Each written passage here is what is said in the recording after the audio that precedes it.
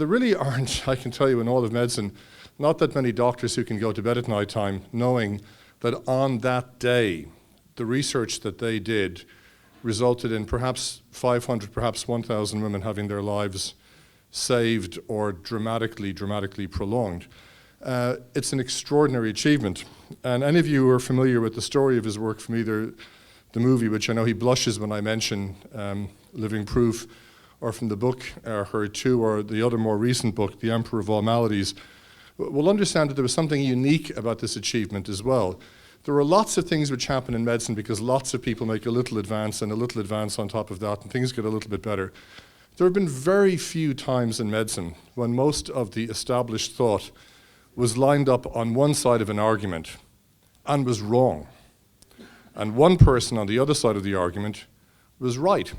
And the story of Her2 is one of those stories. And that's why I think this is unique not only in the huge advance it was for patients who have the particular disease in question, but also in the sense of the human story that went behind it. Because I do think that if Dr. Slamon had not persisted doggedly because of his own faith in the quality of the research which he had done, at a time when pretty much everybody he knew was telling him he was wrong, I don't think this advance would have been made for another 10 years.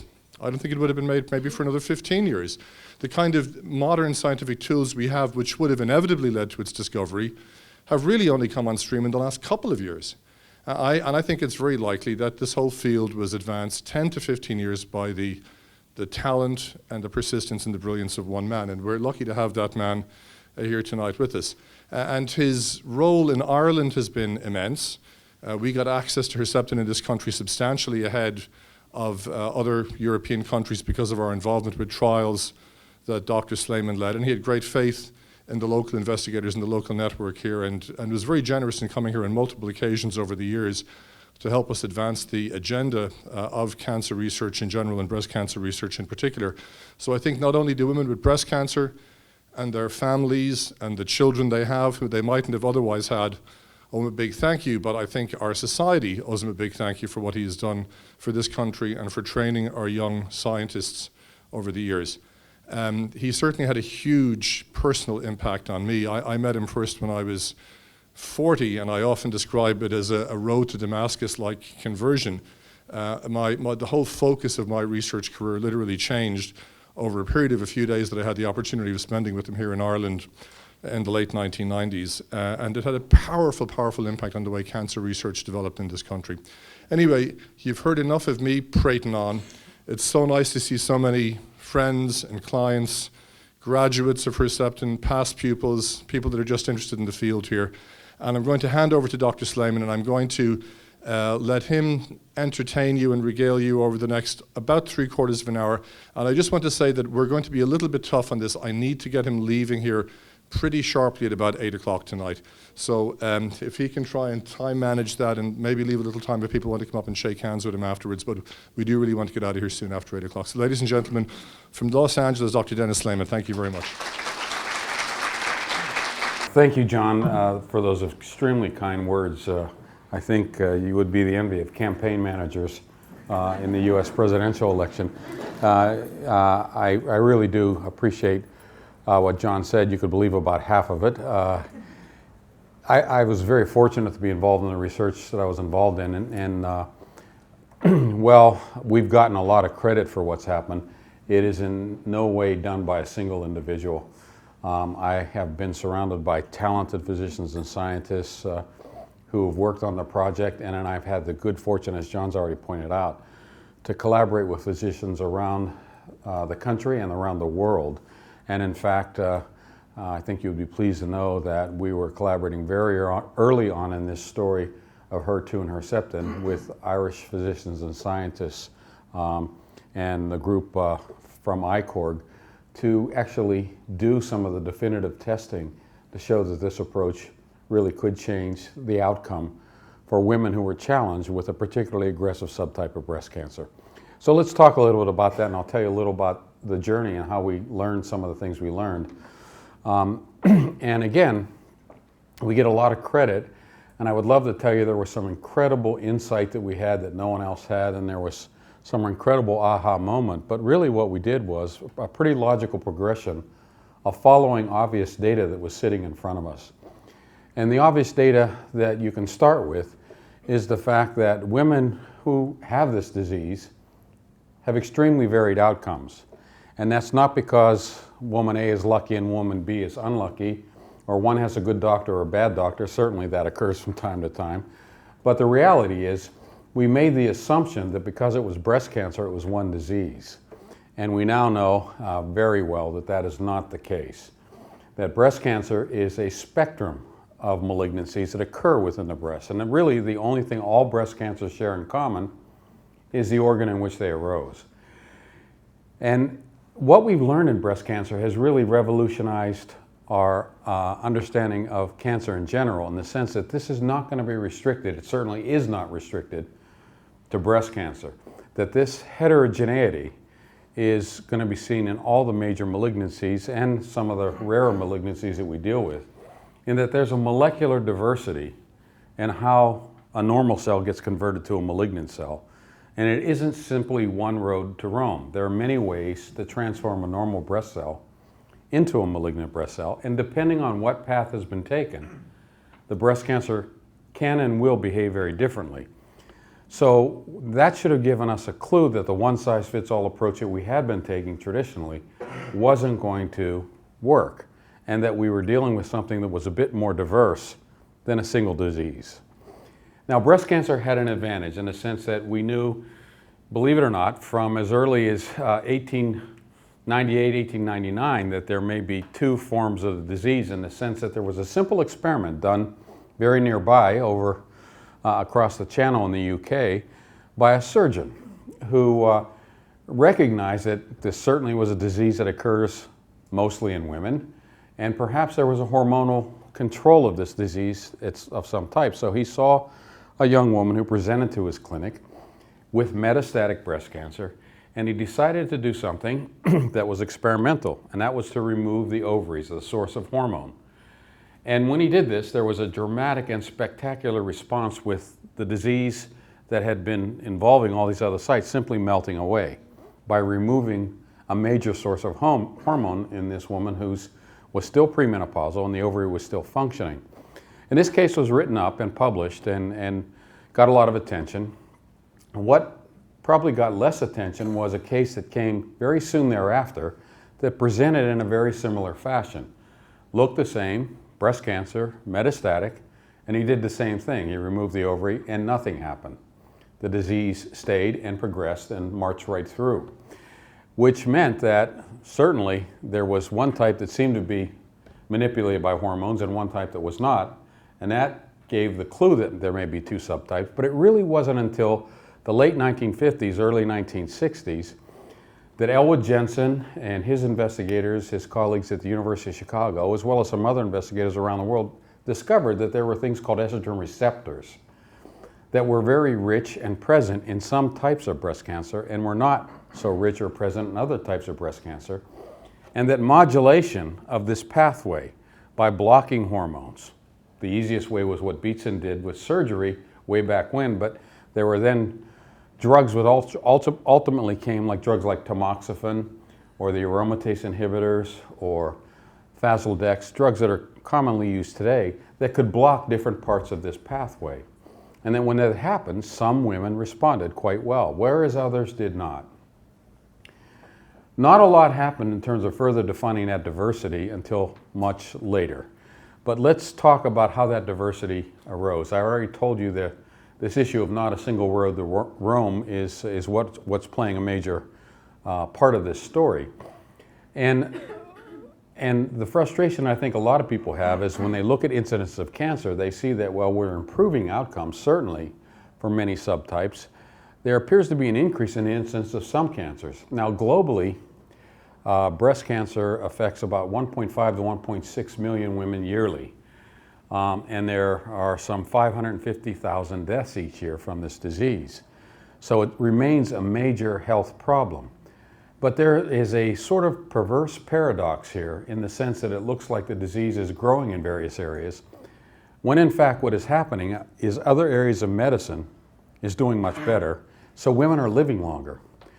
Back in the 1800s, women had a challenge to get through childbirth without being challenged with things that would kill them or take their lives. So the lifespan was in the 40s and 50s. With advances in gynecologic and obstetrics and delivery and peripartum management, women got through that part. And then the next step forward in health that affected not only men, but not only women, but women and men, was an understanding that we could control infectious diseases by doing certain things. And in developing countries, something as simple as a clean water source and drainage could make a big difference in the life expectancy. And with the introduction of antibiotics, initially sulfa drugs, and then penicillins, and then all the advances since then, infectious disease went from becoming a major killer to not being something that was life-ending. There was a time at the late 1800s, the beginning of the 1900s, where when you developed pneumonia, that was essentially similar to developing a diagnosis of a very aggressive cancer. It was most frequently, a fatal disease. Antibiotics changed all that. So people started living into their 5th decade and 6th decade. Then came an understanding of cardiovascular disease, which was a major killer, and the risks that were associated with cardiovascular disease in terms of controlling blood pressure, cholesterol, the idea that we could make diabetes a chronic disease and manage that better, the idea that lifestyle changes could change cardiovascular impact, made what was a major killer then, cardiovascular disease, start to decline, and people lived into their 6th and 7th decade. Currently, medicine has advanced to the point that women have an advantage over men, that they can live into their 9th and 10th decade. Now, that's great news, but that means that every time the cells in your body divide, they have to make a complete copy of your DNA without making any mistakes. And you are put on a warranty by nature with things that are called spell checkers that can check the DNA and make sure that if mistakes that are made can be excised. But that warranty was probably to age 35 to 40, long enough to replicate the species, but we were never really programmed to be around as long as we have, and medicine has made that change a lot, as well as changes in society and things like I said, clean water, drainage, things that you really take for granted that make a huge impact on outcomes for people. So now we are living longer, but what happens is every time those cells divide, a mistake can get made. Now, all cancer is genetic. That is not to say that all cancer is inherited. In fact, only a minority of cancers are inherited. But when I say all cancer is genetic, I mean that there's the possibility that a mistake is made in the genes that critically regulate growth of cells. Take, for example, during the course of the day, none of you likely noticed this or will have known it unless you're involved in the field of medicine, but during the course of probably 14 or 15 hours of the lion's share of this day, your bone marrow made some 17 billion new white cells. And they're around for about 24 hours, sometimes 36 hours. Some are longer lived, some are shorter lived. If you were challenged with an infection, a signal would go out from other components of the white cell compartments that you need more white cells. And so the bone marrow would kick up and you would make some 40 billion or 50 billion white cells in the course of a day. When that infection is cleared, the signal goes back to say that it's been taken care of, and you go back down to the normal 17 billion a day. The largest organ in your body, the skin, turns over at a frequently rapid rate. The cells that line the gastrointestinal tract turn over at a rapid rate. These are all things that are turning over all the time. Every time one of those cells divide, a complete and correct copy of the blueprint has to be made. And that is an incredible thing when you think about it, that it's always done correctly. In fact, if you think about the Dolly the sheep experiment, and for a moment put aside the moral and ethical issues involved with taking a cell from an organism and creating that same organism again, scientifically it's doable because all the information sits in any of the mature cells that you take from an individual. The only cells that only have half of the information are the germ cells, so that when fertilization occurs, a new individual is created with half of the complement coming from the maternal side, half coming from the paternal side. Once that cell is fertilized and starts to divide, every time it divides, a complete and correct copy has to be made. Now, if mistakes get made in the genes that regulate growth, you're off to the races with a process we know as cancer. So it's a matter of mathematics. The longer you live, the more divisions the cell goes through, the more chance that you can develop a mutation. Now, you can certainly do things that will accelerate that process. Sun exposure, tobacco, alcohol, some of the bad living habits that all of us have can accelerate that. But even if you were to live in a bubble and do everything correctly, do everything your doctor says, and certainly everything your mother says, eat right, exercise, don't have any of the wrong exposures, cancer would not go away. It is a disease that increases with age because of this issue of mistakes getting made in critical genes. If they get made in genes that aren't so critical, for example, there are genes in my body that code for the color of my eyes. Those genes are not really expressed or are important in the cells in my heart. So the cells that code for pigment are only expressed in those eye cells that require those genes to be expressed. If a mistake is made in those genes once I'm an adult or even once I've been born, there's not going to be any problem. But if a mistake gets made in these genes that control and regulate growth, there are gas pedal genes that turn growth on, there are brake genes that turn growth off. If mistakes get made in the genes or the pathways they regulate, then you have the process we know as cancer. Breast cancer. Every woman in this room knows that the breast is an extremely dynamic organ. Certainly premenopausally, you know the changes every month that you experience with the menstrual cycle. If you develop a pregnancy, there is a dramatic change in the breast as those cells proliferate and grow to the point to get ready for lactation. And if you then turn around and breastfeed, there is another dramatic change in the cells in the breast. And when breastfeeding is done, there's yet another dramatic change in terms of those cells involuting. So again, every woman knows that it's a very dynamic organ. That's a lot of cell turnover. It's tightly regulated. And the hormone pathways are only one of the pathways that regulate that growth. So how does that have anything to do with what I'm telling you about with Herceptin?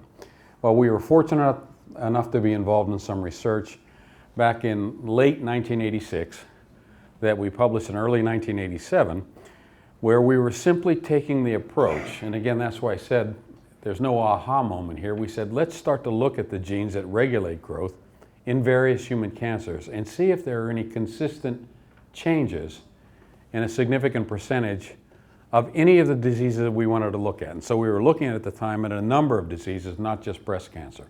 And we had banks of tissue that were removed from patients for therapeutic purposes, that were not thrown in the garbage, but were stored in freezers that we could then, using new tools at the time, which are pretty primitive by today's technology, we were able to dissect at a molecular level the blueprint, the genes, and we asking a simple question: would there be anything obvious in that blueprint that stood out and told us tumor A is different than tumor B?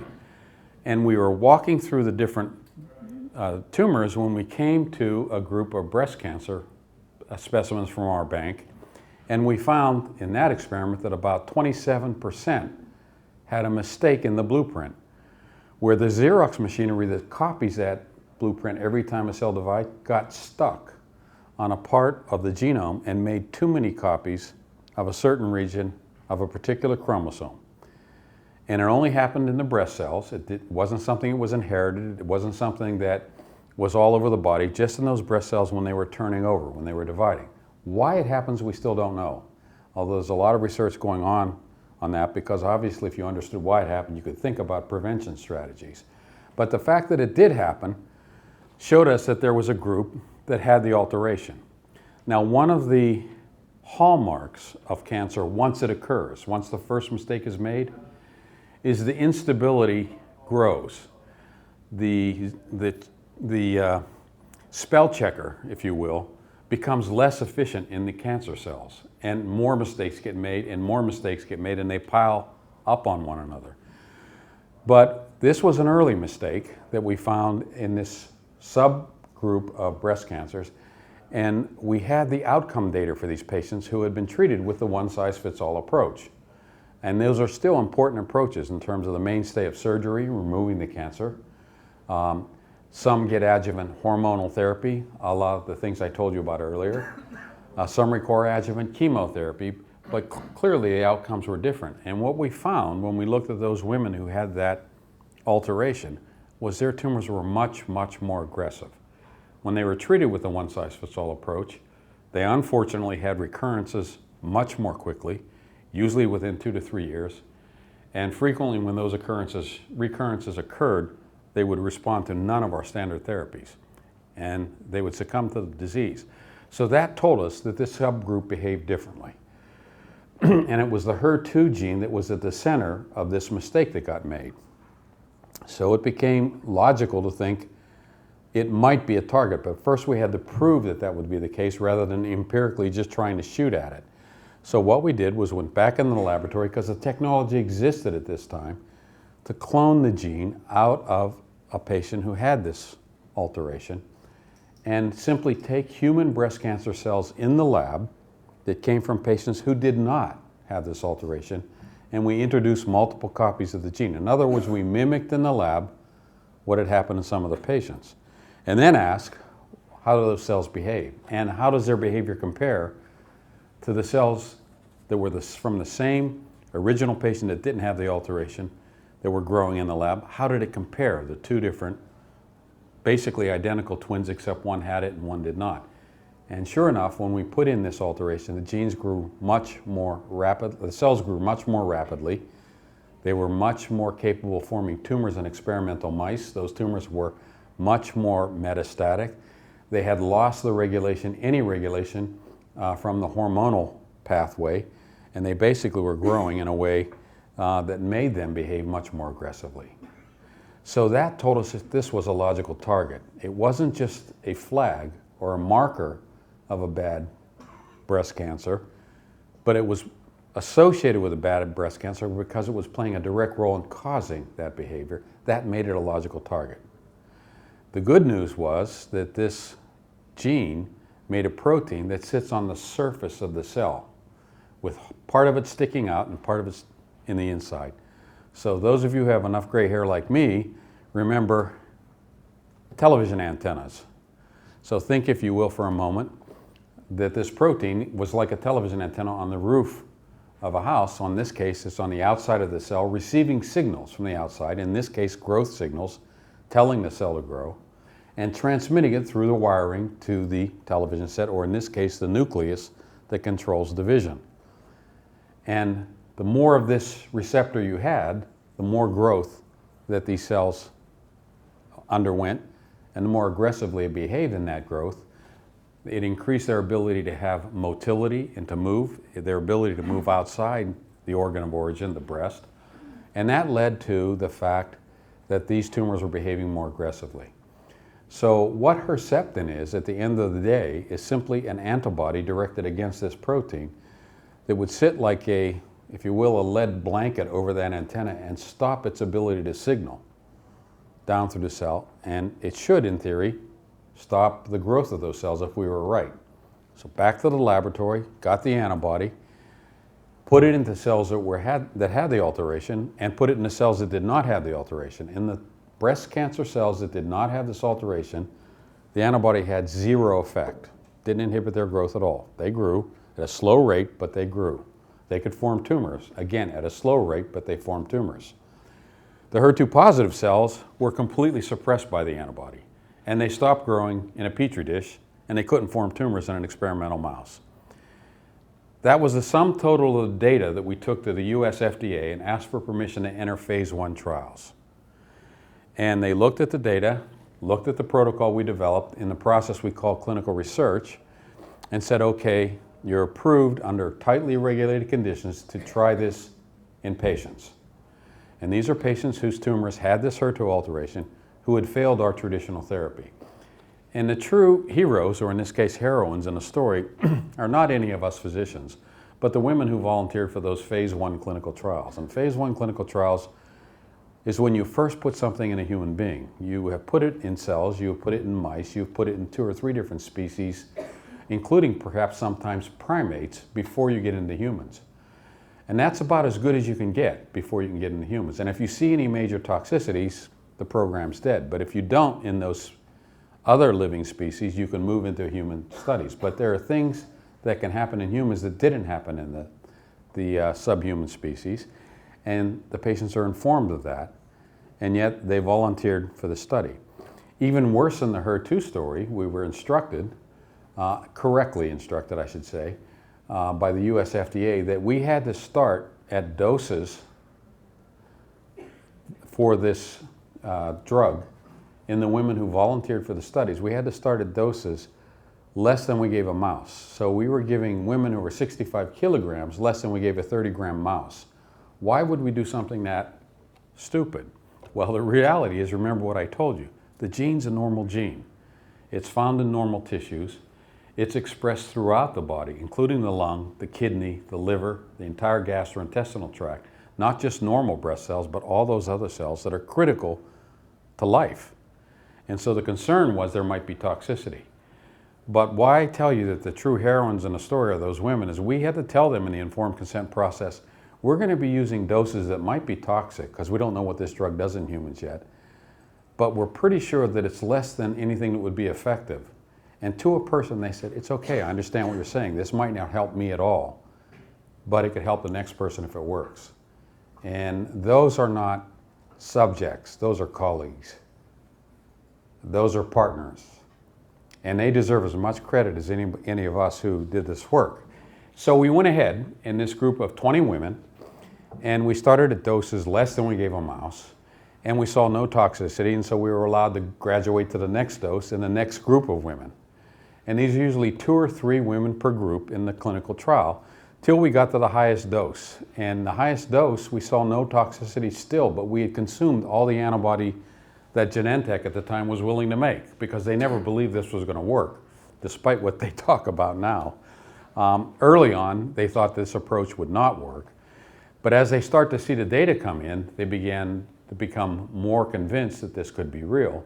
And so it went into a full development program where they produced enough of it. But for the phase 1 studies, we used the maximum amount they had, but thankfully that maximum amount was enough to saturate all the receptor in the body, and we still saw no toxicity. And we began to see signs of effectiveness. That green-lighted the process to go into phase 2 testing. Phase 2 was where you look not just for safety, but you look for effectiveness.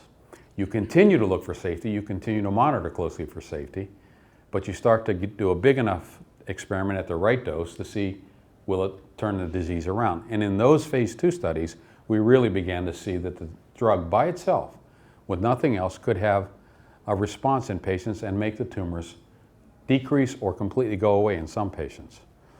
That led to a phase 3 trial. And the phase 3 trial is where you actually get ready to do the study, again under an informed consent process, where you take best available standard care, nothing less than that. So I want to make sure people understand about clinical research.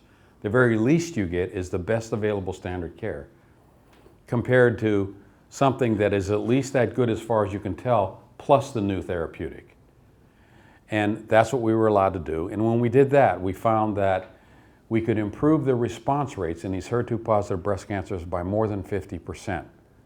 And that we can improve the outcome data in terms of progression of the tumor, keeping that controlled by more than 65%.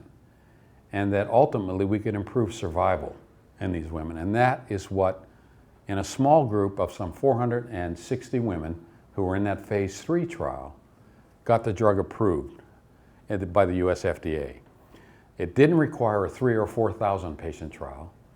It didn't require years. We were able to see this difference in 12 months of follow-up time.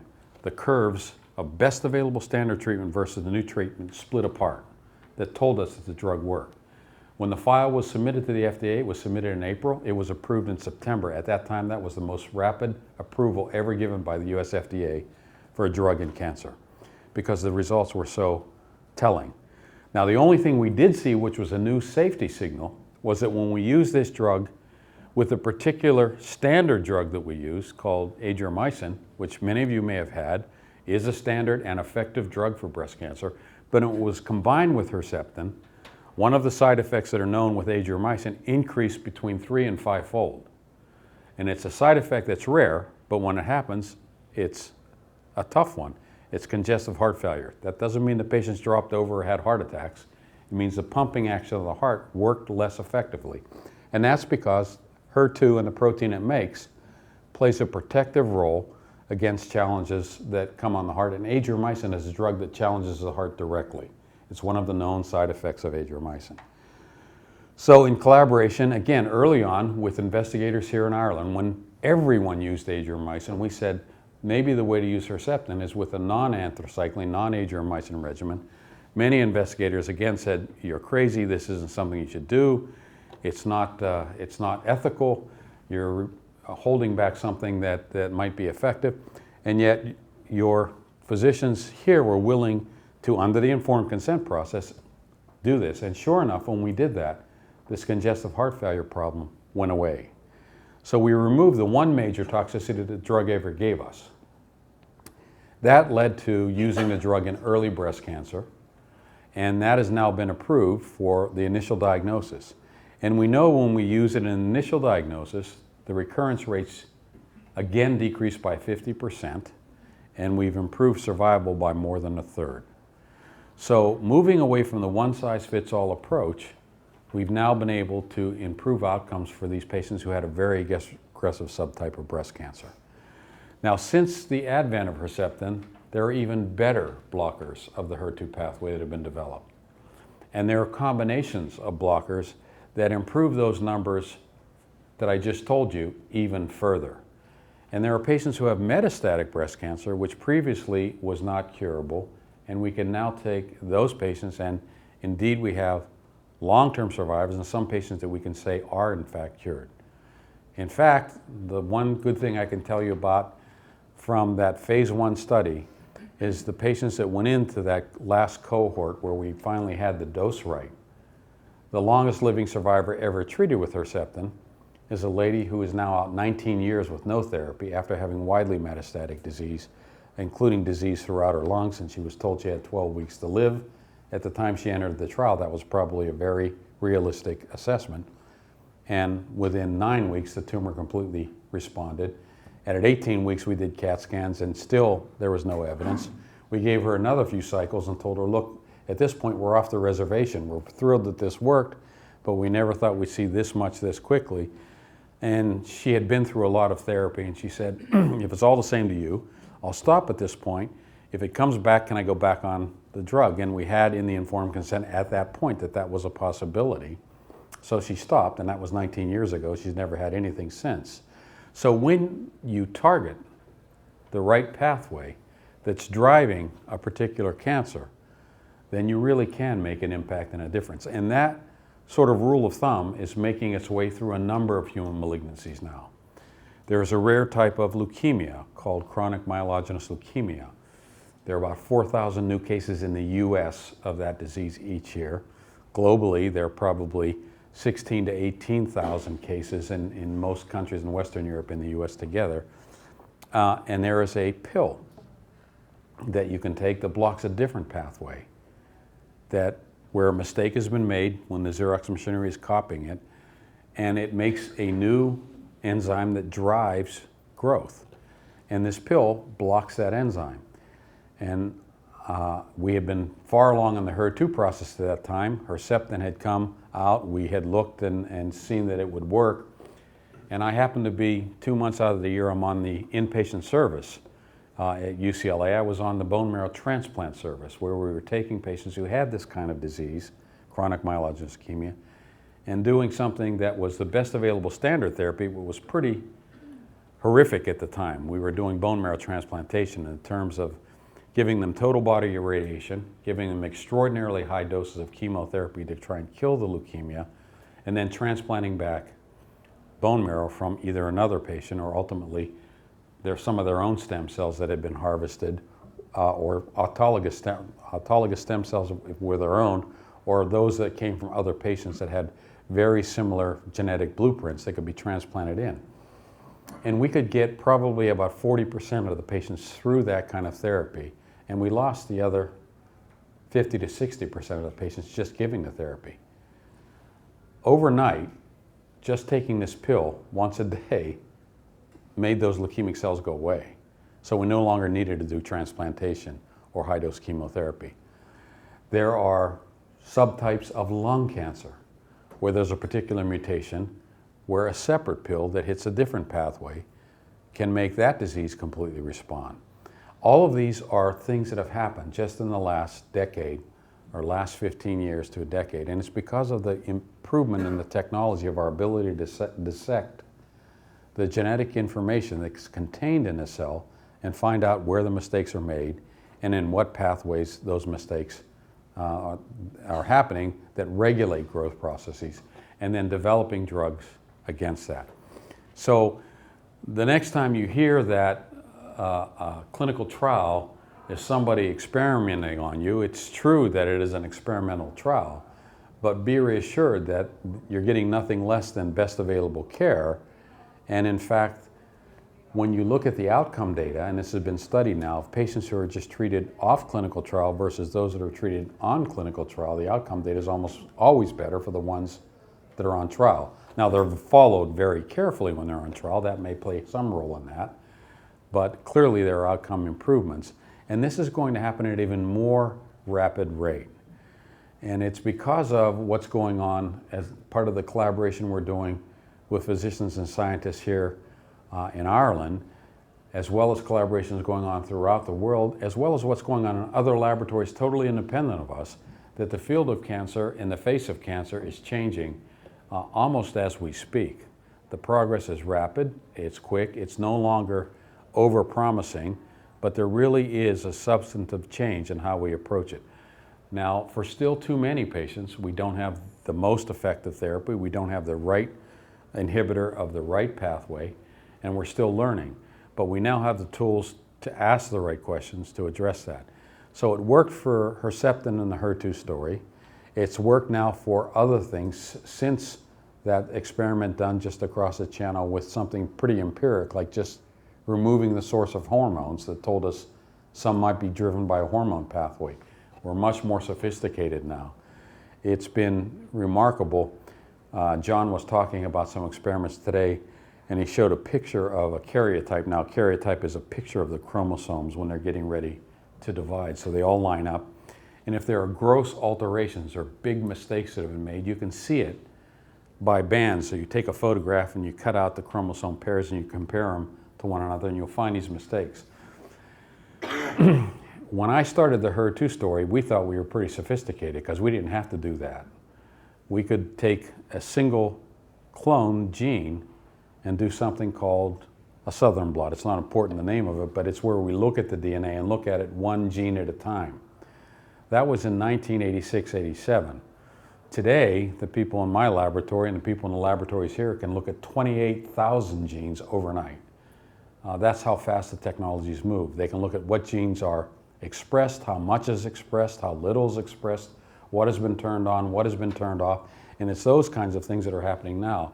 But the reason I told you the story about the photograph and cutting out pictures is this was done by a remarkable woman by the name of Janet Rowley, who really was involved in showing that the translocation, the mistake that was made called the Philadelphia chromosome, one of the places it was first described was in research done in Philadelphia, was really a translocation between two chromosomes where the tail of one chromosome got broken off in this whole spell check and duplication process and got moved to another chromosome. In its new position, it made a different enzyme that had greatly enhanced growth promoting properties. And she did that with a photograph and a pair of scissors. And I have one of my postdocs saying, we need a new sequence analysis thing that will cost us some $500,000 just to purchase the equipment and then costs a lot to run it. But the reality, as I said, Janet Rowley discovered this whole alteration with a pair of scissors and a photograph. We should be able to do something better. But I tell you this story only to tell you how rapidly the technology has advanced.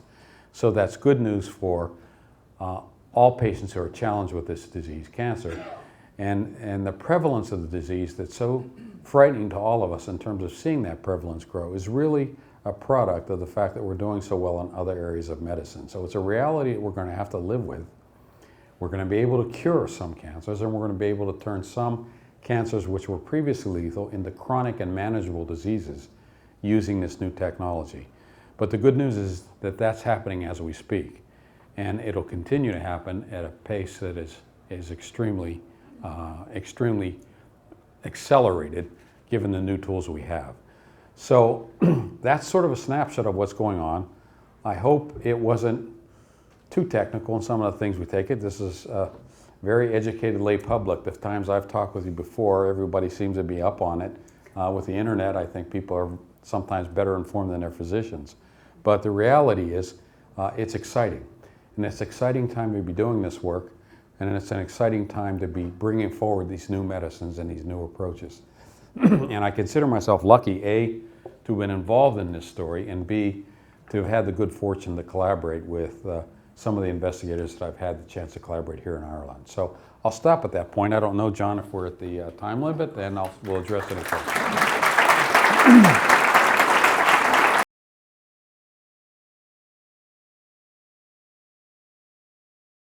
The amount of time that it's given in the early breast cancer setting is 1 year. That's before there's any evidence of metastatic disease. What we were talking about, I believe, a couple years ago was if there's evidence of metastasis and the patient responds with a complete response, in 36 months, if there's no recurrence of the disease or we feel comfortable taking the patient off the tumor. It is rare that it'll come back after that period of time. Remember, these are much more aggressive tumors. If they're going to recur, in general, it's not a 100% issue, but in general, they will recur quickly if they're going to recur. There's another subtype that's under active investigation here in Ireland and other laboratories around the world called, it's unfortunately named triple negative disease. These are because when you look at the molecular profile, they don't have the hormone receptors and they don't contain the HER2 alteration. They contain the HER2 gene, express it at normal levels, but they don't have the alteration. So they're negative for estrogen receptor and progesterone receptor, and they're negative for the HER2 alteration, so-called triple negative. Those also can behave aggressively, but the interesting thing about those tumors is about 40% of those tumors respond spectacularly well in terms of long-term outcome to traditional chemotherapy. No one wants to go through traditional chemotherapy, but for those patients, many of them are 10-year survivors without any evidence indicating they're cured.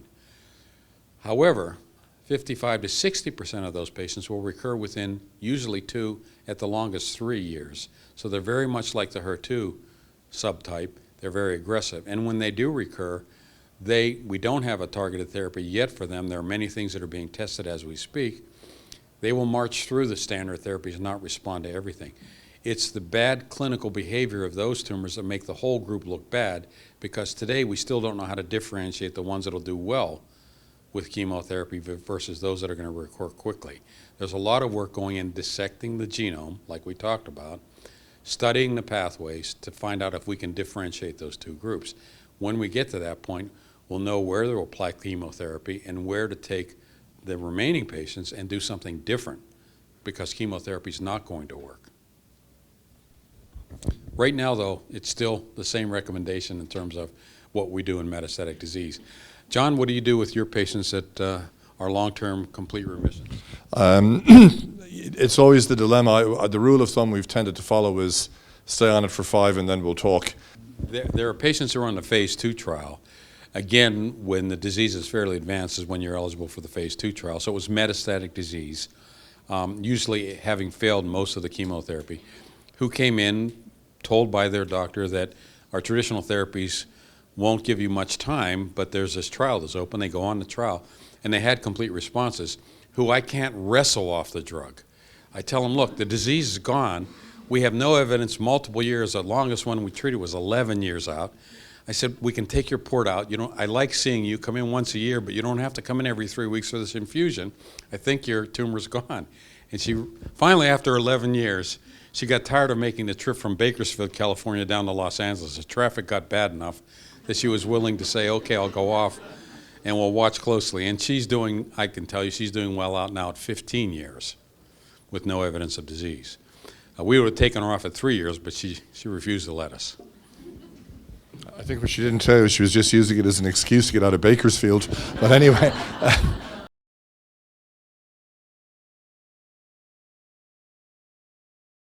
Prostate cancer clearly is a hormonally associated disease, and there's a lot of work going on with the androgen and the androgen receptor, which is sort of the counterpart in men for the estrogen and estrogen receptor pathway. There are other hormone pathways that appear to impact that, and in addition, there are still other non-hormone pathways that appear to intersect with the hormone pathways that can modify and cause resistance to normal hormonal manipulation. And we've learned some of those. And so just recently, only a few months ago, in this late December, data were presented at one of our big national meetings that showed that blocking an effector of a whole different pathway called the PI3 kinase pathway, which is not a hormone pathway, but it's one that intersects with the hormone pathway, in women who had failed the traditional hormonal approaches, and I shouldn't say the women failed, we had failed the women in terms of the therapy and their tumors stopped responding. But when those tumors had failed responding,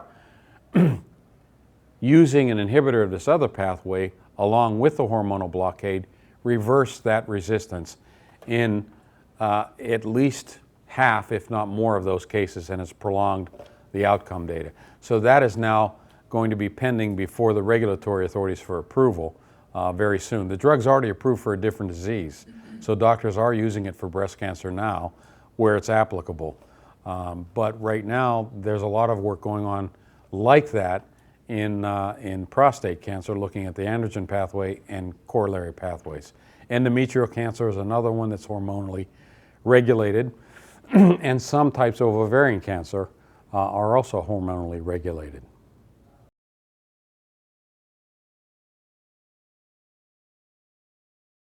There are now a couple of different approaches.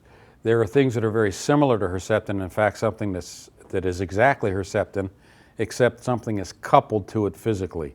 That drug is called TDM1, and that looks particularly promising, and it may become the new Herceptin. It's under clinical trial evaluation as we speak. In fact, one of the things that we've talked about with John recently is launching a clinical trial here in Ireland in collaboration as part of the group that he's on the steering committee for, that'll look at this new drug, comparing it to some of the Herceptin-based therapies. But there's also small molecule inhibitors, pills, like the pill I told you about for chronic myelogenous leukemia, that block a different part of the HER2 receptor, the part that's inside the cell. So instead of putting a blanket on the antenna, it's like snipping the wire inside the cell before it ever gets to the TV set. And those drugs are in development. One is approved already. It's called Tykerb or lapatinib. And there are new variations on that are being developed that look like they may be even better than that drug. So we have other approaches, and then we're able to combine some of those and see even better effects on the HER2 pathway. So there's a lot going on in terms of the clinical research venue.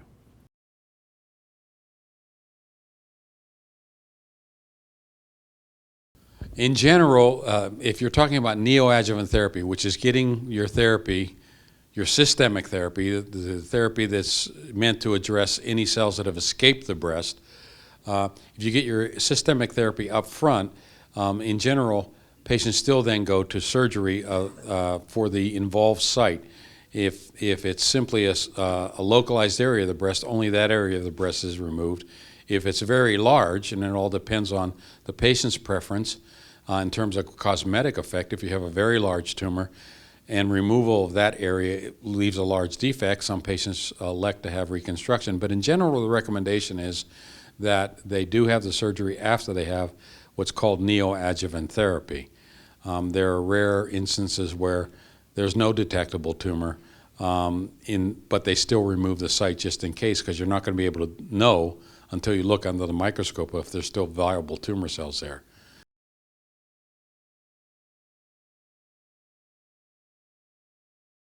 One of the things we've learned about breast cancer is the traditional way we thought about it is that it's spread in a very logical fashion from the breast to the nodes to the different parts of the body. And it turns out that some of these aggressive cancers can spread directly from the primary tumor without ever going to the lymph nodes to other parts of the body. And the ones that are behaving more aggressively are generally the ones that behave or have the possibility of behaving that way.